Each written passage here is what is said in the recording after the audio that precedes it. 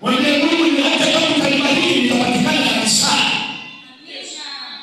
Tumepoteza vijana wengi walipofanikiwa wakaondoka. Shetani akawamaliza.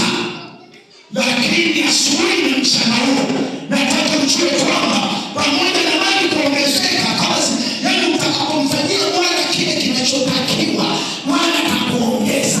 Na kama Bwana atakuongeza, usitoke nyumbani mwa Bwana.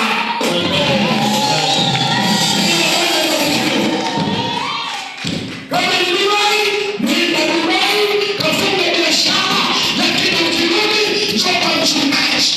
Mchungaji, umeniombea, nimerudi salama. Jina la Bwana libarikiwe.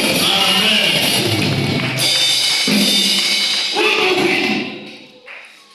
Kama ni pikipiki, sasa wewe nikwambie, kama ni pikipiki, hata kumbe nilijua vya bodaboda, tangaza kwamba mimi nimeokoka, nimejazwa Roho wa Bwana.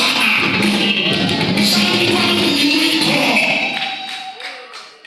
Hata wanaokuja abiria, wanawadada, watakuja kuwadaa. Lakini ukijiweka holela, watakuja kutokana na uholela wao.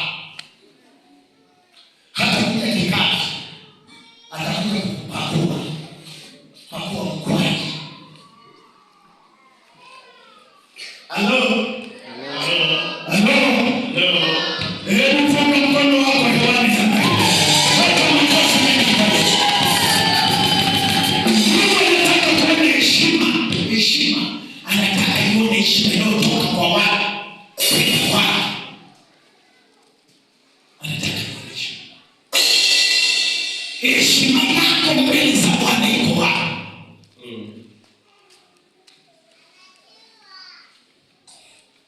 Kama unadhani unataka kuheshimiwa wanadamu, je, Mungu wako?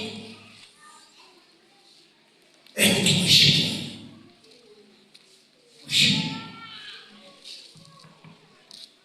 Usikae kama mtu ambaye hajui kilichomleta hapa.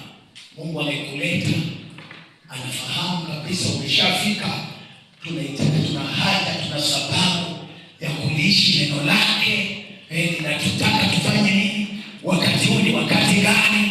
Hiki kinachotakiwa ni kitu gani? Mali zetu zijenge nyumba ya Bwana. Mali zetu zisukume Injili. Mali zetu zitengeneze nyumba ya Bwana. Jina la Bwana. Amen.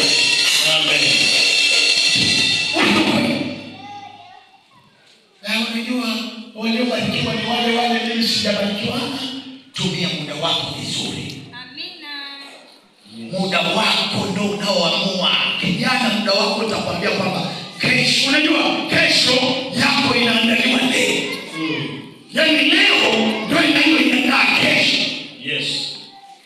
Kwa hiyo ukikaa vibaya leo, kesho mambo yako yatakuwa vibaya. Lakini ukikaa vizuri leo kaweka msingi, hata kama ni binti hujaolewa, bado uko kwenu, jenga tabia ya kuiandaa kesho yako njema. Sema amina. Uwe mtu wa ibada. Kile unachokipata leta madhabahuni kwa Bwana. Unajua unapojenga tabia siku zote za kumfanyia Bwana heshima, siku ya siku lazima Mungu arudishe heshima.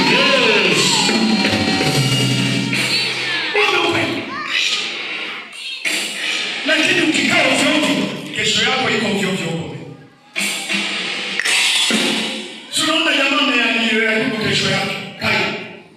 Mpaka leo tunamsoma kwa mfano mbaya. Japo kwa upande wa pili unatufundisha tusiwe kama yeye.